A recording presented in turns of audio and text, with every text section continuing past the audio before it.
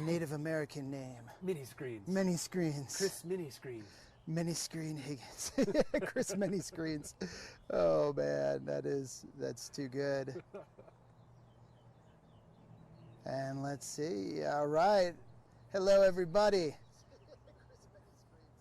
Hope you're having a great Thursday. I wanted to say Friday because it feels like a Friday. It feels like we should have some mead and take the rest of the day off. You know what? I'm down with that, Evan. I'm down with it. Sounds good to me. Yeah. So I hope you guys are having a great Thursday as well. Chris Higgins here in the KRIM backyard. I tell you what, beautiful day to be in the backyard. Haven't done a live from back here in a while. Oh, yeah. So wanted to do that today because we have Evan from Drinking Horn Meadery visiting us from Flagstaff. So it's cool. He brought some mead down, some horn mugs, and he comes down here. You come down probably once a month, don't you? Yeah, I come down once a month and do I call it my northeast route. There you go. We deliver through Payson, Pine Top, Holbrook, and then back on over to Flagstaff. Yeah, and it's nice because he brings his mead right here to the beverage place. Yep. Yep. And what other locations in RIM country? That's it right That's now. it? Yeah. Oh, wow. So okay. We like to keep it kind of exclusive. You know, it's definitely, I don't know, commodity beverage, I would say. It's just in limited supply for sure. And so we like to keep it kind of exclusive. So we've been working with them for a couple years now. Wow. Nice. Yeah, and that's where when you were here, it was over a year ago, probably a year and a half, almost 2 years ago. Yeah. And that's where I first saw the mead, Drinking Horn Meadery, was over in the beverage place. Way to go, beverage place.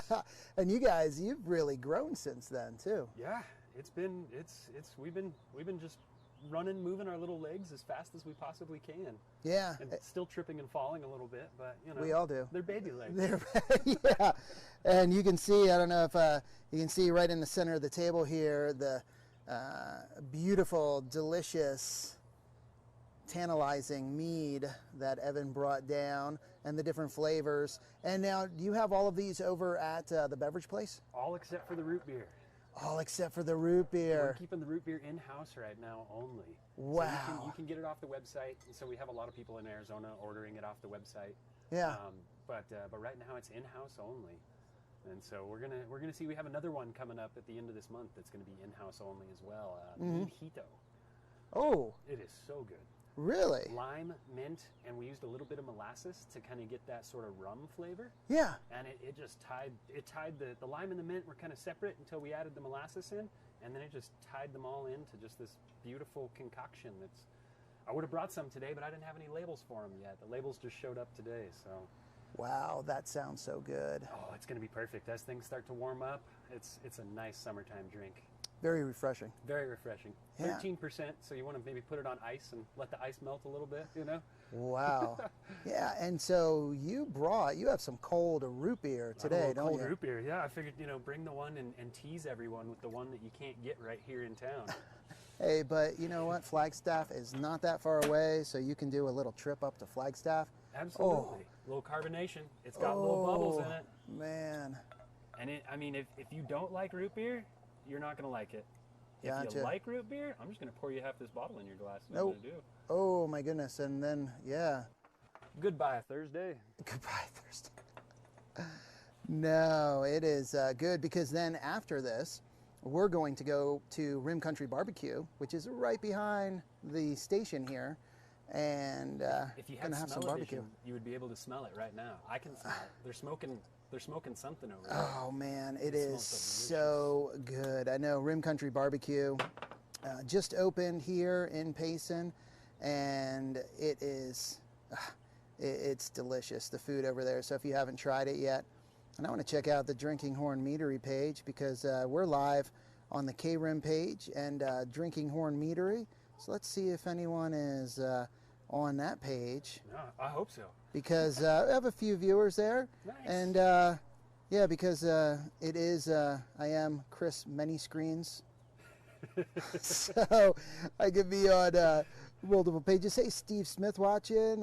Sound is good. All right. Excellent. That's always good to know. And then I'm not shouting into the camera. There you go. And Mojito. Nice. Meadito. Give that root beer smell you got there. Give it a little. Just give it a I little need sniff. to. Sniff the top off there. It's a root beer. Oh man, yes. The guys making the mead they're nailing flavor after flavor back there. Oh my goodness. It's just like drinking a soda. It is. The honey goes so nicely with like the, just kind of the flavor of the root beer. And it's a cascarilla bark, wintergreen leaves, licorice root, and red spruce tips is what gets that flavor. Oh, wow. So it's kind of a hodgepodge of a bunch of different plants. We Gotcha. tried to use sarsaparilla, Yeah. but you cannot use sarsaparilla in alcohols. Okay. And because we have to, submit all of our stuff to the feds before we can actually produce it. And they shut me down initially. And I was like, well, that's weird. Why would they do that? But I didn't think about it too much. Yeah. And then in doing a little research, apparently ecstasy, the MDMA, is extracted from sarsaparilla. Oh my goodness. So that's why they don't let me use it. So No makes wonder. perfect sense. No wonder I always feel, that way when I have a little sarsaparilla. Yeah. Oh, funny. Hey, Nick, who is it? Richard Johnson, watching on your page there. Root beer. And Michael Gilbert, Drinking Horn Meadery rocks. Nice. Thank you guys for tuning in. We appreciate it. Ray Tanner, can't wait to have your mead at our place. Yeah, hey, that's Ray. that's the museum club up there. Oh, in Flagstaff. nice. Nice. We've been orchestrating that one recently. I also saw Nick Irvine. Yeah. I think Nick on there as Yeah. well. He said nothing like a cold root beer mead Right. on a warm day. And it's not as cold as it could be since it was in my my lunch sack there, but it's as cold as we're gonna get for now. Gotcha. Michael Gilbert said you also have to try it on tap. Oh yeah. Oh, Michael, We have hey. 12 meads on tap right now. Yeah. Over there, pretty much at any given time, we have at least 12 going. Wow. Including, we just started doing an Experimede series. Experimede. Yeah, and so they're very micro batches. Uh-huh. And it kind of allows some of the other guys in production to give their hand at making a mead. Yeah. And so we kind of rotate through, and I mean super small, like 2-gallon batches. So Wow. you got to get into the tap room, and you got to get them. They only last sometimes 3 or 4 days, and then they're gone. Wow. But the one that's on right now is a candy, like a banana runts. You know, a banana runt. Oh, yeah. It's a banana runt mead. Oh, wow. Banana runt mead. It's pretty ridiculous. Nick Perez says Experimede. And then Maria Campbell, hello from California, peeps. Nice. So Maria Campbell checking in from California. Very and nice. Hello, yeah. Maria. Christopher Peckham. Yep. Yeah. Nice. Checking in.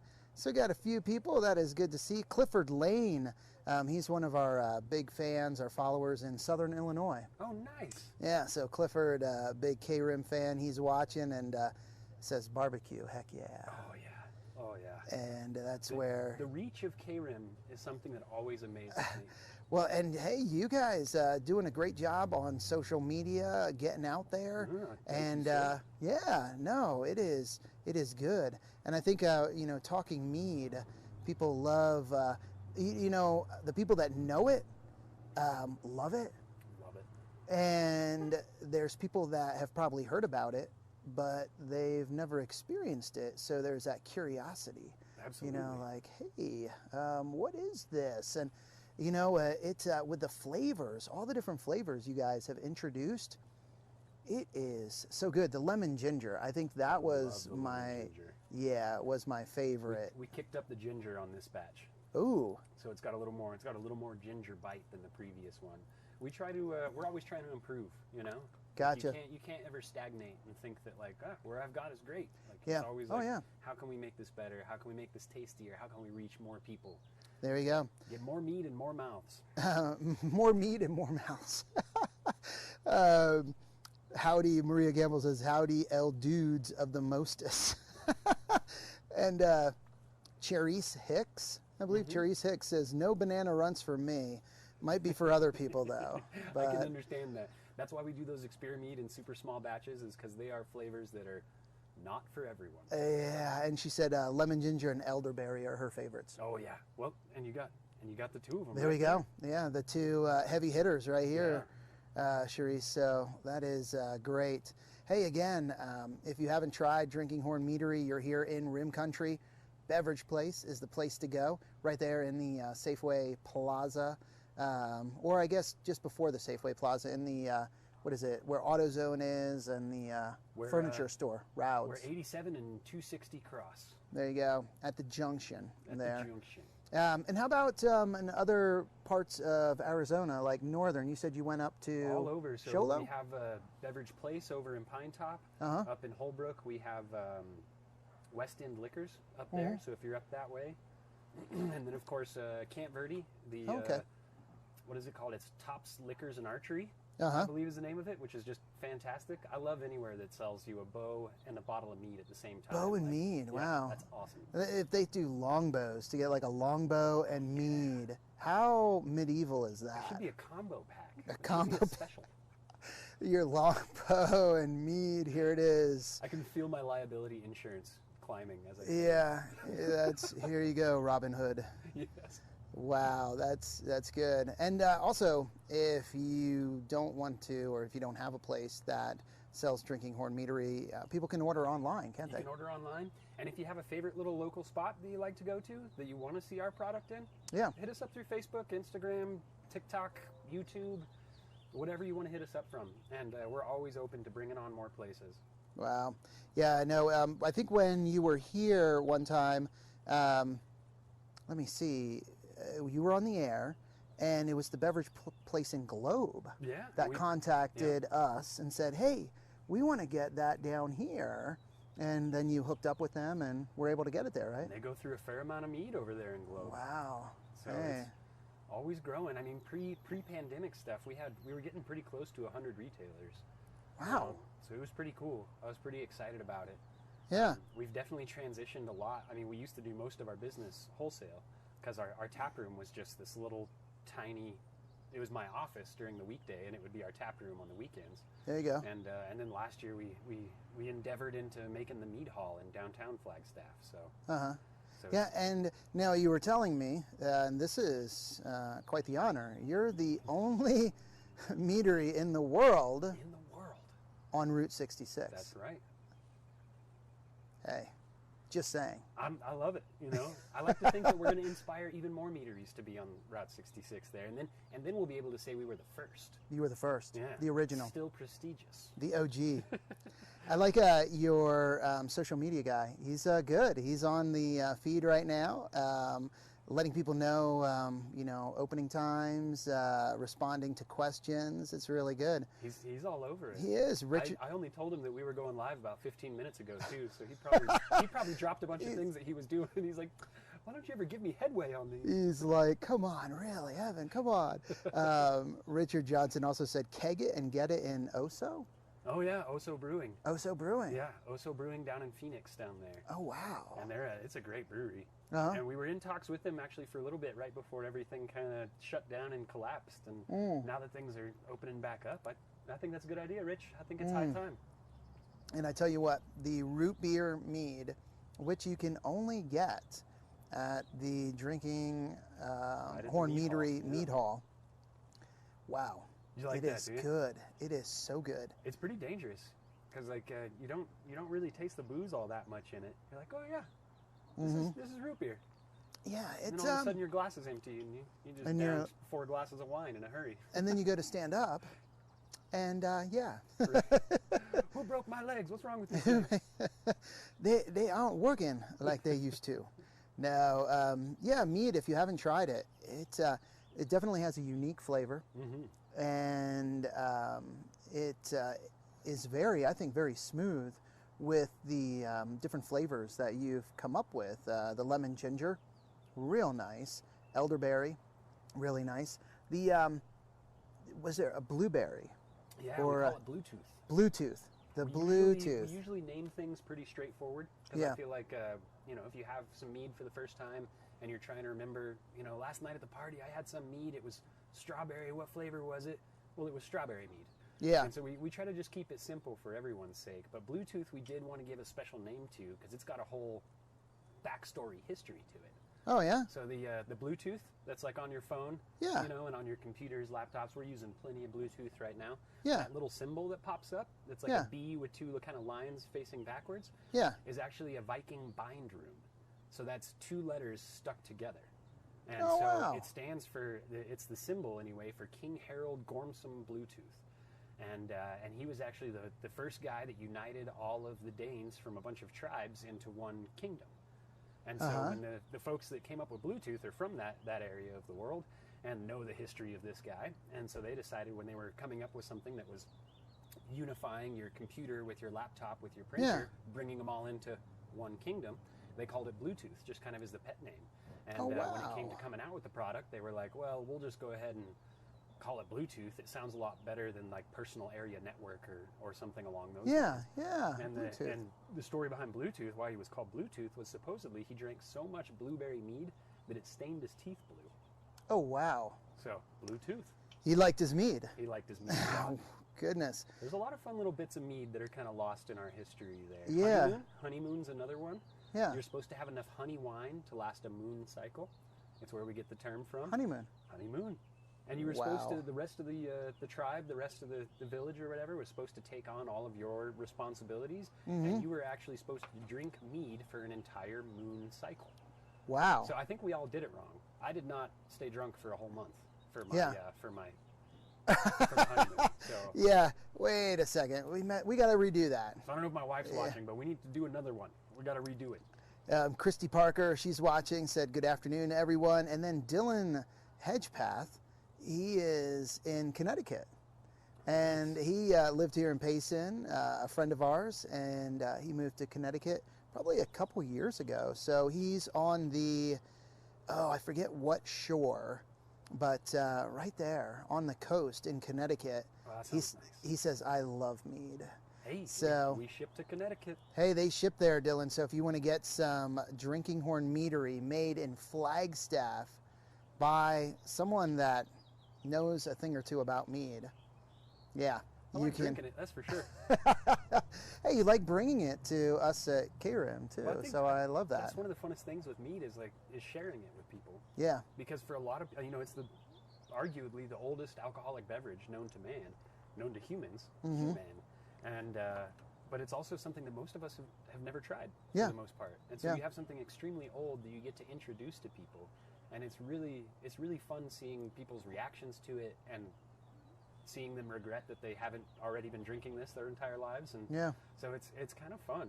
Sharing it with new people is one of the best parts of mead. I'll be sad when people are so familiar with mead that we don't get to share it with new people, So well, but you're always that's a ways out. But you're always experimenting. So, you're going to have something up your sleeve. Always. And, something new. And Dylan says, rad, yes, I love your strawberry mead. Oh, nice. So he loves the strawberry. Glad you've had it. Yeah. Strawberry's good stuff. We just came out with a bunch of barrel-aged meads. So we started barrel-aging some stuff, too. Yeah. So we had a couple of barrels from Rye Lock and Co. Yeah. Whiskey distillery out of Boulder, or out of Denver, I think. And we had a couple of rye barrels from them, and then we got a barrel from our good friends at Canyon Diablo, right across the parking lot from our production right there. And we got a barrel from them of their John Shaw whiskey. And so whiskey and mead, they go together like two peas in a pod. Oh, I happen to have, and I don't know, I happen to have some Redbreast in the kitchen. I don't know, a nice Irish whiskey, Redbreast. Oh, yeah. Oh, man. I don't know. This might be a very unproductive Thursday afternoon. It's going to be Friday before we realize it. No, I know. Richard Johnson says, mead for the masses. Mead for the masses. He's got it. Because that's one of our goals. Is to make a product that is absolutely top-notch, but that doesn't destroy your wallet. We don't want you to drink mead because it's an anniversary or because it's your honeymoon or because we want people to drink mead because it's Thursday. Yep. And Nick Irvine said, that's why my teeth are stained whatever color passion fruit mead is. Ha Oh, yeah. The passion fruit was a good one. It was a brand new one last year. Yeah. And the tart mixes really well with the honeys. It's a cranberry has always been a big fan favorite of our customers, and my wife, she hoards the stuff when she can get it past me.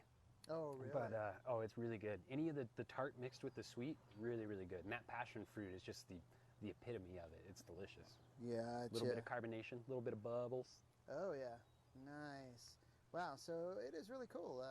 Thank you, everyone, for tuning in, for watching us drink mead in front of you. You know, It's a teaser for them. it's a teaser. Yeah, You might be sitting there at lunch at work or something right now. We're sorry.